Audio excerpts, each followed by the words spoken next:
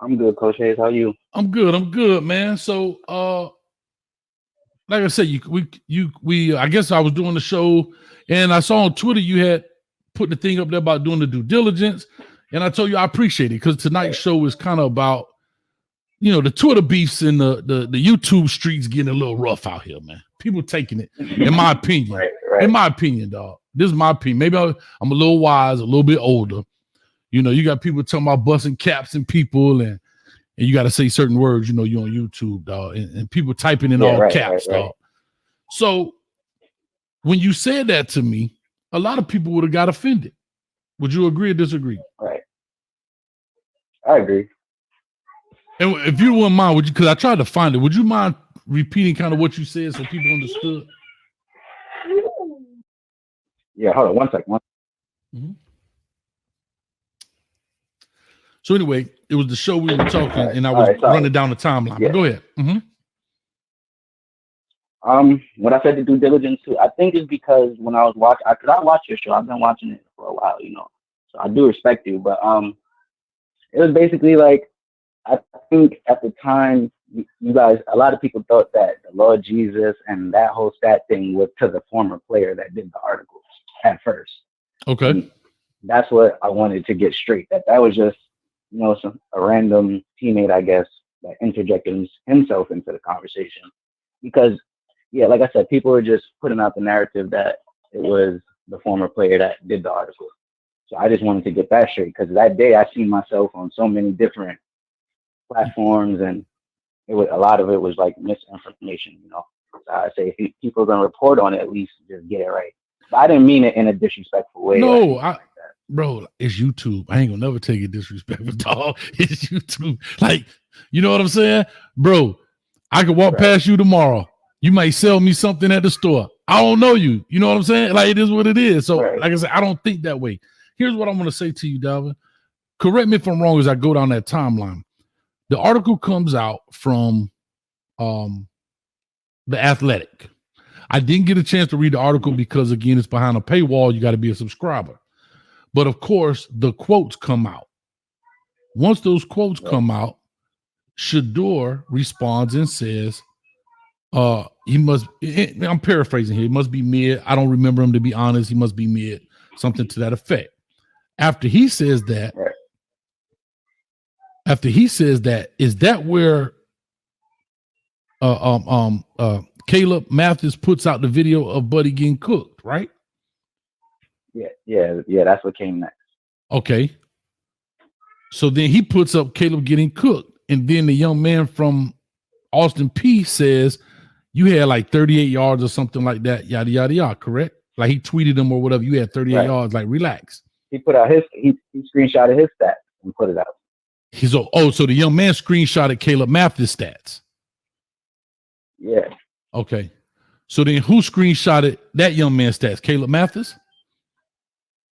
No, I did.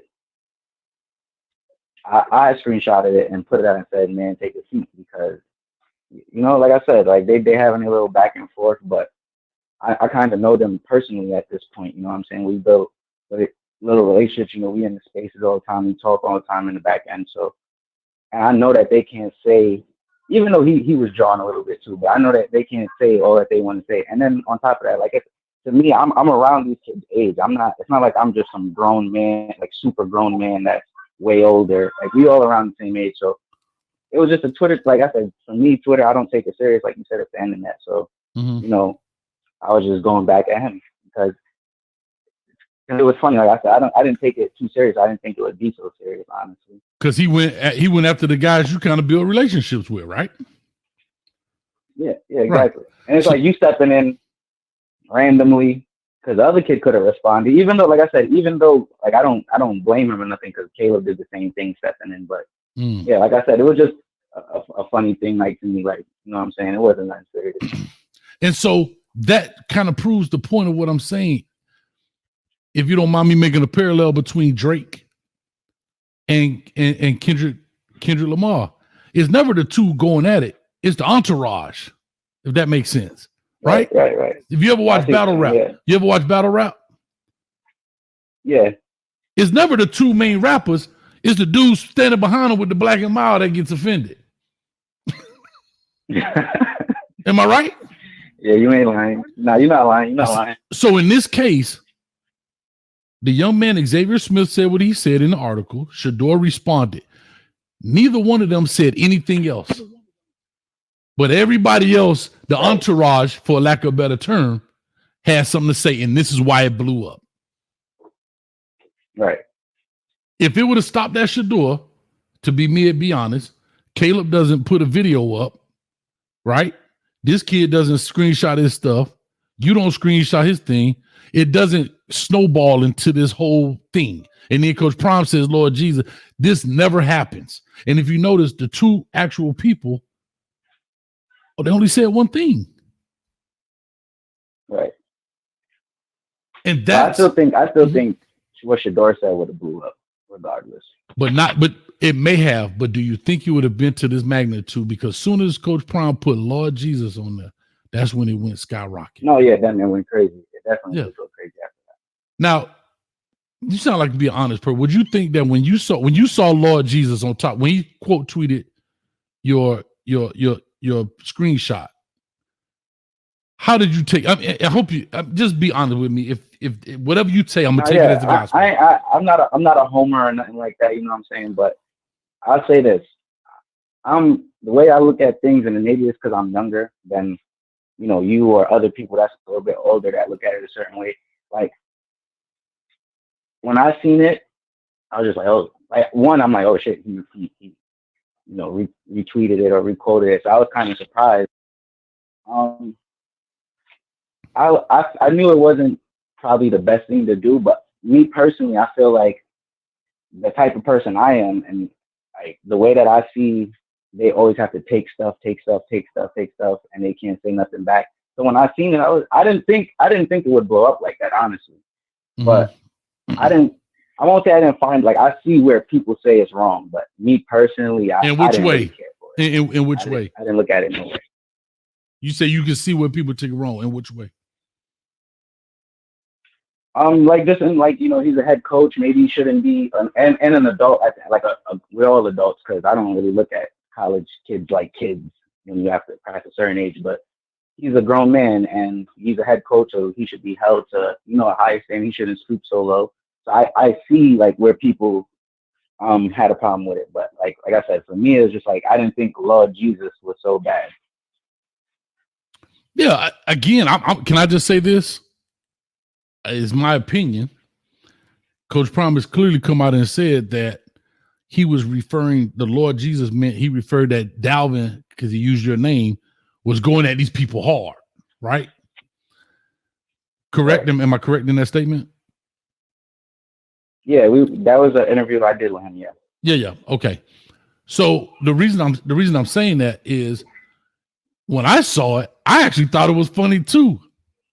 But I do also understand, as being that figurehead, you got to be careful. We all kind of get caught, saying stuff or making a certain remark or whatever. It's just that the public relation piece of it, right? That's all it really is. It isn't that bad. Yeah, right. It isn't. I have to be honest. I said that it wasn't that bad. However, when you hold that, when you're in that status of a head coach, or this, that, and the other. And I know some people say, well, other coaches say it, blah, blah, blah. I get it. But other people are also not as polarizing as Coach Prime. Like that, you know what I'm saying? That's just what it is. So I just said all that to say that. Let me ask you this. You say you're about the age, so what, you probably about 22, 21, 3, 4, somewhere in there? 25. 25, all right. So I know you weren't a Colorado fan prior to this then. No. Okay. Who are you a football fan of at 25? Well, I'm from New York, so I ain't never, like, that's what I tell everybody. It ain't Rutgers, huh? Have this conversation. It ain't Rutgers. It ain't Rutgers, exactly. Syracuse? That's what I always say, who I'm a root for, Rutgers. And I didn't grow up in a football family, so there was never no team. I've always been more like a player fan. So because I watch a lot of high school 7-on-7 things like that. So if there's a player I like and he goes to Alabama, then I'll turn on the Alabama games and root for that person, and since they're on that team, root for that team. But I never had a set team, but I've been watching Coach Prime from I was probably like a freshman in college or even a senior in high school when he had the the overtime show with Trinity in it. Then I watched all of Jackson. So then I just came over with the Louis luggage too. I got you. So that's fair, right? So you relatively like I name them. I hope you don't find it derogatory, but like the new CUs, that's what I call like the new CU fans, which is nothing wrong with it. All right, cool. So you run a lot of Twitter spaces, and I suck at social media, bro. My social media suck. But you do like a lot of Twitter spaces. Is that what it is? I know Clark calls in here a lot as well. He says he's on the Twitter. Yeah, I do. I'm with Clark all the time. Yeah. Okay. Now Clark says they're going 11-1. He calls in every time. He said 11-1 coaching, and Clark always gives some good information, and I have to respect it. I don't agree with it, but I respect it because he does come with some information behind it. He's not just saying 11-1. He says 11-1, and this is why he believes so. So therefore, I have respect for it. I don't agree with it, but I do that. What's your thoughts on that? Are you in the same sentiment or what? Nah. The way I look at it, I try to be like as when I'm making these kind of projections and stuff, I try to be as like neutral and not just look at it from a super fan perspective or because it's the team that I support. So I'll say, like I always do, ceiling and floor. So I'll say the floor would probably be 6-6, 7-5, and then the ceiling I think 9-3, 10-2. I can respect it. I have no problem with that. I mean, I can respect that. It's a pretty decent gap, but I mean, I can respect that. What do you think in regards to the turnover? We know when Coach Prime came in, he had to flip the roster. He had to do all those different things. He flipped the roster, but now we're on year 2, and I can't say it's a complete overhaul, but it's kind of close. Would you agree with that? Like, I mean, we had 40 something players that came in from the 80. Was it 80 players that came in? Like 78 players came in last year, and now half of those, 61% of those are gone. So what does that mean? What does that number tell you? I feel like last year he kind of had to take what he could get in some senses. Obviously, you pick, but just speaking to him myself, he said like, we missed on a lot of players in terms of their evaluation, how they recruited these guys, so they had to move fast. So they made a lot of mistakes in the personnel that they brought in, whether it's character issues or anything like that. So I think this year, a lot of those, as they would say, like toxic seeds and the people who weren't really meant for the program, got up out of there, and he brought in, I think, more quality players. I feel like last year he had to take what he can get, and then this year he was able to bring in, and evaluate correctly and bring in proper pieces. So let me ask you, what would be different in the evaluation process? He gets the job in December, correct? Right. So if he gets the job in December, his first year there, is pretty much the same timeline as this year. What process is different? Because you say he had to take what he got. Meaning if he came in his first year at Colorado in December, that's the same timeline as this year. So I guess my question is, when you say he had to take what he got, it's the same timeline. Does that make sense what I'm asking you, or is that clear? No, I see what you're saying, but I feel like, he came in last year and it was just a lot going on at one time. And like I said, he missed on some players. I feel like this year he was able, he knows what not to look for, what to look for in these players, and things. I think that's really what it is that, he couldn't evaluate correctly, because at the same time you still have to bring in a lot of players. You understand what I'm saying? Like, that's why when I say that we take what he can get, I mean, since he had to bring in so much players, there are some players that he had to kind of just grab up. And I think this year was more like we're literally picking each and every single one, because we don't need to overhaul the roster as much as they did last year. I mean, 40 players is quite a bit, though. I mean, that's a whole running back room, linebackers. Offensive line has been basically, except Tyler Brown that I can remember, and Hank Zelinkis, if I'm saying his name correct. Hank, Those are the only two that I know of a significant status that have not left the program. The whole entire O-line is brand new. Yeah, I know Tyler Brown was there last year, but unfortunately he couldn't play because he was deemed ineligible. Hank Zelinkis, I believe, had very limited time playing, so he's relatively new to the O-line. So that's an overhaul right there as well. I mean, so there's quite a few players, bro, that I think the cornerback room, I think, starts over except for Travis. What are your thoughts in regards to the kind of players? Yeah, really. Huh? Sorry, say that again. No, I'm saying so I'm saying with that overhaul, what do you think is different today? That's all I'm saying. In the recruit the portal process, I'm saying, through the acquisition of him.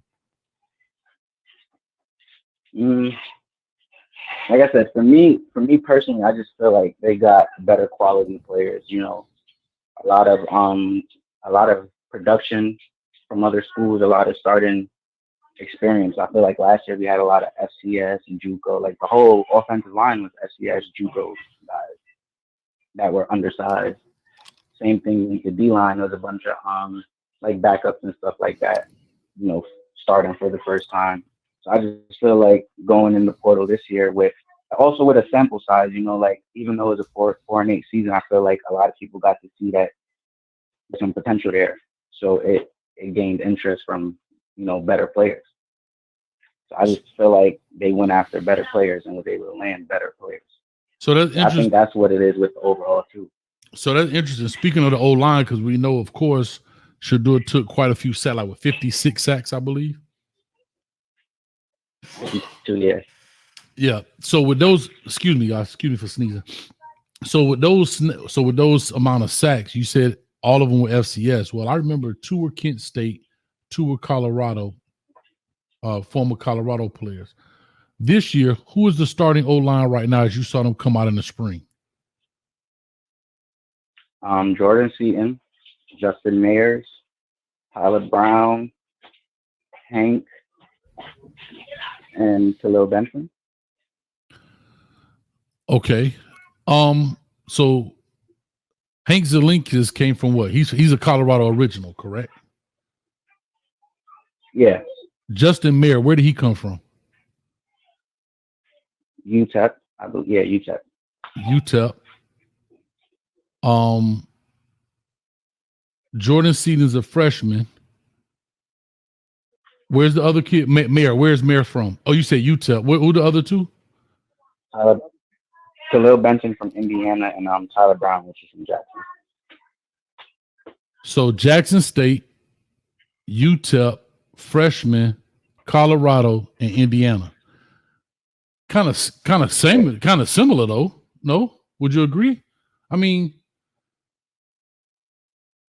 Tyler Brown was an FCS All-American. Like I said, my biggest problem with the line wasn't necessarily the level that they came from, but it was more so the size of these guys. A lot of them were undersized. So I feel like all the players that I just named bring bigger size, and then they all have, like Justin Mayers, he came from UTEP, but he has a draft grade.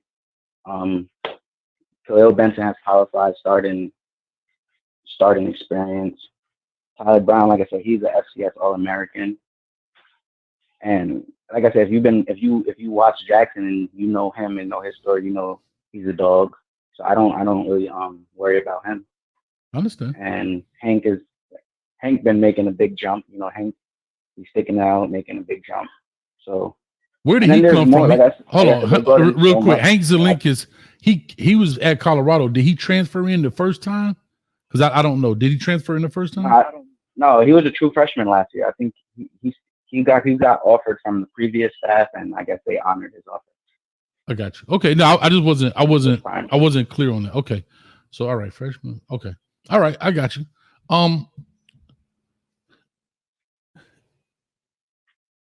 So here's what I want to ask you too, because this is a big thing. In that running back room, what was your thoughts about that? Because I was hella shocked with Dylan Edwards, hella shocked with Alton McCaskill, Wilkerson. right? I was literally like sincerely shocked that Me those too. guys left. What was your thoughts on those guys and why they left? Well, I knew probably a week before Dylan left that he was gonna leave. But, you know, Alton was a surprise a little bit. Dylan was obviously a surprise. They were all a surprise. I didn't really see, except for Savion, because I felt like, he wants to play, and I feel like he was probably felt like he was slipping down the depth chart. He didn't really play in spring because of the injuries. But I was surprised. I'm not gonna lie. I was actually surprised. But I mean, hey, it's the name of the game. The portal taketh and the portal giveth. True story. Now you never lied about that. Now, Dalvin, like never lied. It's just amazing. Like they all, to me, what's crazy is that they all walked out right before the spring game. Like you could have literally walked out after the spring game. Like that's what's like that to Yeah, that's me. what I thought. That's telling. Like to me, it's like, wait a minute. You could have still gone to Kansas, gone to Arizona State, gone to where did Wilkinson go to? Georgia State. Georgia State. Now you still could have done that because the thing was on the 27th, if I'm not mistaken, and the portal didn't close till the 1st. So you still had 3 days to get in. And it's just amazing that they all kind of walked out like maybe a week before, except Hankerson, he had been gone, but they all kind of walked out like a week before the spring game. And then you ended up really a spring game with a DB / receiver turned to running back.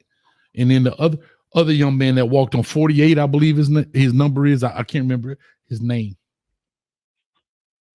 I forgot. Yeah, I'm not sure either. Yeah, but I mean, to go into a spring like that is like, you know what I mean? That's tough. So, to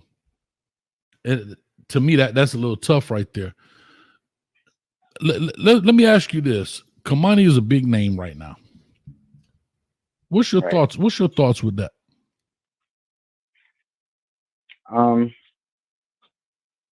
Me personally, like I said, I'm a younger guy. I went away to school, and I kind of know how it is to be away from home and have to get adjusted to things. But with that, from all that I've heard and all that I know, is it's just a kid kind of being a kid in a position where he should be a little more mature, but it wasn't there yet. Mm-hmm. I don't like to like I said, even some people seen me say what I said on Twitter, but like I said, for me, what'd you say? Because I'm not familiar. What'd you say? Fun and games. I had put up the post about the whole Houston thing, and that kind of went viral for a little while. So hold on, you got to Dalvin. I'm an old dude now. You got to help me out. The Houston thing. You mean going to the University of Houston? No. All right. So basically, when he came out with the video talking about I don't want to play for clicks and stuff like that, like I said, it's like when you kind of know some things that other people don't know, so you see what kind of narrative people are trying to push. I had put up the post and said like, no, I would be wrong, which I was never gonna do because I'm a young dude. I'd be playing around talking crazy on Twitter, but okay, I had said I'd be wrong if I put up the video of what you was doing in Houston when you should have been in Boulder getting ready for practice for the next day or whatever the case may be. Mm-hmm. So that had went viral, but like I said, I just think that he's just a young guy who it just didn't work out here. Like I'm not really into trying to bash the kid or nothing like that. But gotcha. So yeah, I just think it was just a case of immaturity a little bit, and maybe some things Coach Prime and the staff could have did different too. I don't know. I'll put it all only on him, but that's just my thoughts on. Well, the reason I asked that because now that you're telling me what you're talking about, because in that video or there may be video. Are there video of other Colorado players doing some stuff that they should be doing when they should be getting ready for practice? The reason why, not that I know of, you know what I'm saying? Like, not that when it comes to that, from all that I've known, is he was in trouble for missing his flight and getting back late. And when you see what someone is doing, when they know they have these obligations and responsibilities, you kind of see why he was late, even though they say, like I said, I could be wrong and I don't know everything. So that's what I'm saying. Sometimes we be talking on Twitter, like not expecting things to get the reach that it gets, the engagement that it gets. But they say his flight was delayed or whatever the case may be. So whatever the truth with that is, you know what I'm saying? But I guess I'm pretty sure whatever he was doing, all of them do. But I ain't see it on video, no. And so, can I just say this to you? That right there is, and I'm just going to be very as candid as I can be with you, but that right there created a narrative, even though you didn't say what it was. Right. But that created a narrative that Kamani was doing something as, come on, if you had to guess, but if you were to read your own tweet, what do you think he may have been doing? If you had to give two things that you think he may have been doing that he shouldn't have been doing and should have been practicing, if you were to read your own tweet outside your body. It's hard to say because I know what I meant by it, but drinking, I guess. But like that's not. I know, but again, the idle mind is a devil's workshop, right? So the first thing people think, drinking or smoking, right? Yeah. Up in the club, right? Let's just call it what it is, right? Right. Yes. So they're right there, just painted. Now let me ask you this: is that the truth or not? You don't have to answer. That's rhetorical.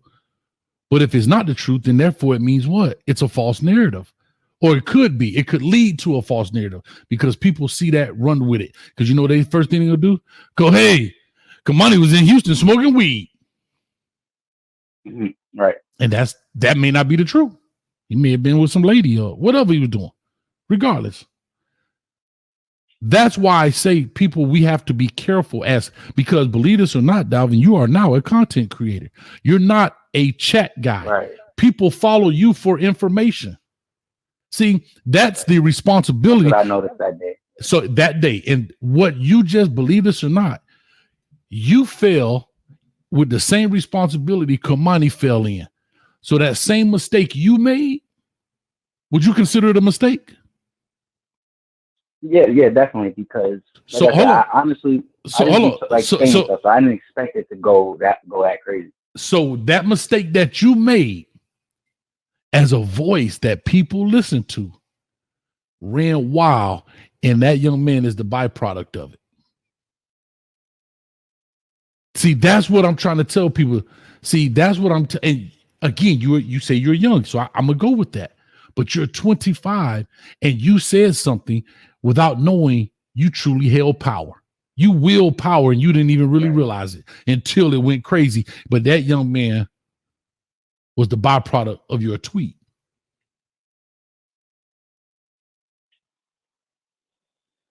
That's the difference. You probably don't realize you're a content creator, but you are now because you have a Twitter platform. I would assume that's doing extremely well. You hold these Twitter spaces. You just said you spoke with Coach Prime. So now whether you like it or not, you're an insider. Huh? Right. And like when you become a head coach, whether you want to be a head coach also comes as role model. Head coach comes with another set of standards. That's why people got on Coach Prime with the Lord Jesus. Not because it was necessarily wrong, because it comes with a certain standard. You are now a content creator, whether you like it or not. You've created a platform, a space where people come to hear and consume information. Because you said, I built relationships with these players. We're close in age. So you may say, hey, I talked to somebody, I can't tell you who, but this is going to happen. You just told me I knew about Dylan Edwards a week before he was going to transfer. That means you got inside information. You are a voice of reason. You are a voice people listen to. And I don't know, did you ever see my video I put out about false narratives? Did you see that video? No, I'm not sure. No, I don't think so. Okay. So here's my question. If you knew that Dylan Edwards was going to leave a week earlier, do you believe he's scared of competition? No, nah. Like I spoke to somebody on the team that also transferred because I went to high school with one of the players on the team.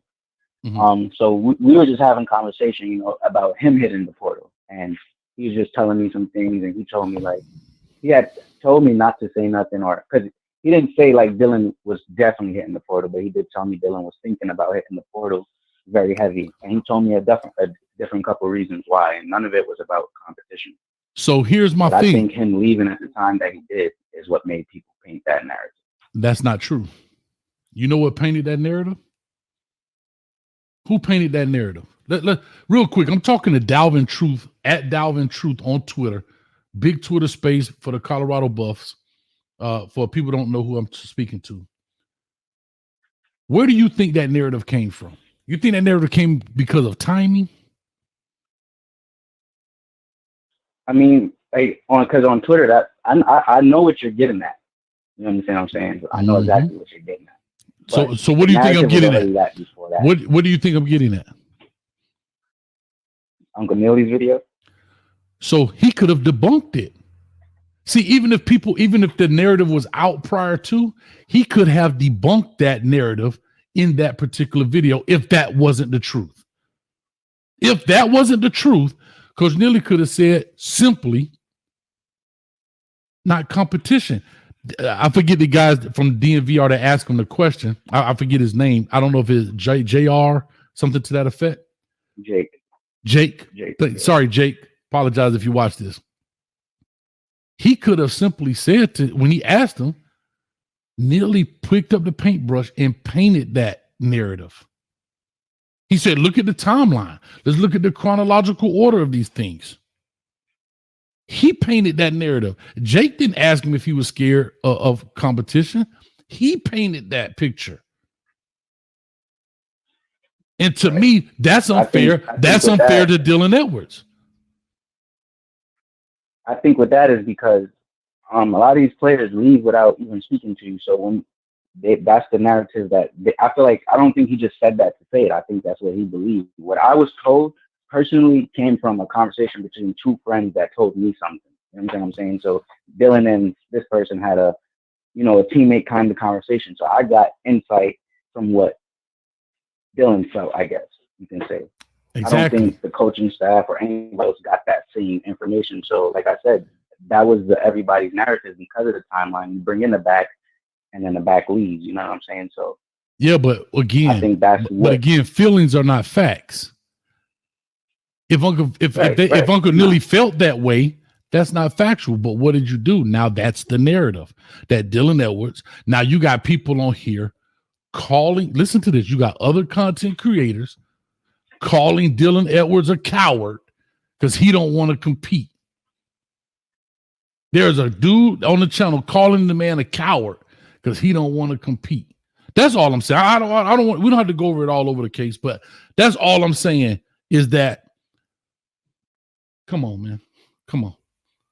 Real quick. I want to ask you. You said you interviewed Coach Prime? Yeah, I got in the Zoom call with. I don't know if you ever seen like with Chico and RJ Young and Life in Football, how they do the Zoom call exclusive interview with him.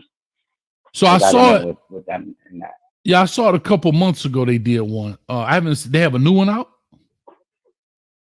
It didn't come out yet, but that's the one that we just recently did, and that's where those quotes from, like with him saying like he got to do better with the whole tweet thing. But I was bored.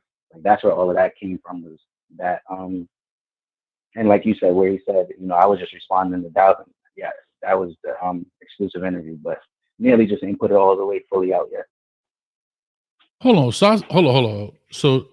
So I see Uncle Neely on there. It's another gentleman with a low haircut, and he's talking to Coach Prime. He's got the book sitting on there. He's got like in the black office, and there's a book on the thing. That's that interview. Yeah, but it's over Zoom, so whoever's talking, it zooms in on that person. So that's why you'll just only see Coach Prime. But when he puts out the full thing, it'll be like the one you seen months ago, where you see all of us. But they're breaking down the Zoom call. So okay, hold on. Maybe I don't understand the format. So y'all did a Zoom call, but Uncle Neely and this, I forgot who this gentleman is with the low cut. They're breaking down the questions you guys asked, but y'all not on there. Yeah. Oh. No, we're in, like, if he drops the full interview in full, because he's just chopping it up. So, like I said, whenever anybody's speaking, everybody else goes on mute. So whoever's speaking, you can see only that person. So that's why you only see Coach Prime. But like, it's like he cuts the clips So you don't hear the question, you just hear the response. So if he was to put the full thing out when the question is being asked, then you would see me or Colin or Chico, whoever's asking the question. Oh, okay. So y'all were in there, but they're not We're all showing looking you. at him while he's saying this stuff. Yeah, but I'm saying, but they're not showing y'all right now. They're just showing his response to the question. So Neely and the gentleman is responding to. You may have asked the question, but they're responding to what Coach Prime is saying on the question you asked because you're not on there. Right. Like I got you. They're gonna drop it in full, and then you'll see I got what you're saying. See the questions being asked. You'll see. I got you. You talking about when they finish breaking it all down, then he may drop the whole thing where it show all of you guys. Yeah, I got you. See, I didn't know that was it because they had never said your name, but he was saying, because they said on the we met with some of these guys, but they didn't say the name, so I didn't know if that was the same video, so I wasn't sure. No, yeah, that's it. That's all I was saying. Okay. All right. Okay. Well, any questions you want to ask? Because you said you watch my stuff, man. Can I ask you a question? You think Coach Hayes a hater, dog? Tell me the truth. Nah, I'm not not at all. Like that's why I actually used to like watching your prime debate with Chico. I'm like y'all two so funny, but I don't think you're a hater. And I feel like anybody because you can tell when you watch somebody or when you read tweets, you can tell who's saying stuff just being subjective, you know what I'm saying, or who's being a troll or a hater. Mm-hmm. So it's very easy to tell. So I think you have knowledge of the game. You don't look at it just from like a fan perspective. You look at it as a coach, somebody who knows football. So I always respect anybody's opinion that I don't feel like is trying to just be funny. You're what you say, your stances and stuff don't seem rooted in hate. So I don't think you're a hater. I appreciate that, man. Thank you, man. I really do. But like I said, man, I think everybody in this world is entitled to their opinion. How far left I may see it, because as far left as I may see your opinion, Dalvin, you may see my opinion that far right. You understand? Right. That's all I'm saying. And I think definitely. And I thought, like I said, when I first walked into this, my mindset was, because I do take the word coach serious. It's a teacher. And I was like, I could teach people about stuff that I learned over the past 25 years of doing this that maybe they don't know. And what I did not realize is that people are not open to hearing other opinions. It took me a year to realize, it took me this season to realize, holy smokes, you can't help folks. They're not open to it. So that's why I said in January, I cut some parasites out my life. Some of them I keep fly like Donnie C. I keep flies around. What's flies to an elephant? Sometimes you need a fly, But right. What I realized in this thing, bro, is you will never be able to change everyone's perspective. You know how many people in this world walk around and don't believe the sky is blue? Right. That's the truth. So guess what? If people can look at the sky and say it's not blue, then I can't help everybody. But that is something I had to learn. I had to reflect and say, damn, dog, I can't like the first, I don't know if you heard the previous caller. He was like, I get mad because people say da da da da. And I was like, that's why I'm actually making the show today. Dog, we can't change everybody's mind. YouTube is a platform. You come on here, I say my piece, you say your piece. And then sometimes we have to agree to disagree. Sometimes you see it my way, sometimes I see it your way. It's just that simple. Just that simple, and move on. Right. And move on, man. Yeah, this was a great conversation. That's why I'm glad you text in, because I was trying to see. Oh man, I'm not sure if he's watching or not. Nah, yeah, I definitely wanted to tap in with you. You know what I'm saying? Like I said, I watched you for months at this point, and I respect your opinion. So whenever I seen you talking about it, of course I was open to chopping it up with you. Sure, man. Like I say, if you more than welcome. If you'll have me, I would have a problem. I don't have any problem coming to your space, your Twitter space. Let people know where they can find you, the handles and all that good stuff, man. Yeah, you're always welcome for sure. Anybody's always welcome. Anybody can come talk. It don't matter what your opinion is, who you're a fan of. We just like talking good football at the end of the day. Right. You can find me on Twitter at Dalvin Truth, altogether, no underscores or nothing like that. I'm really just on Twitter. We have a YouTube where cause I've done some player interviews on Okay. Spaces. Will Shepard, Chidozi. That's the undisputed buffs on YouTube. So you guys can go check those out. But Right. that's really it.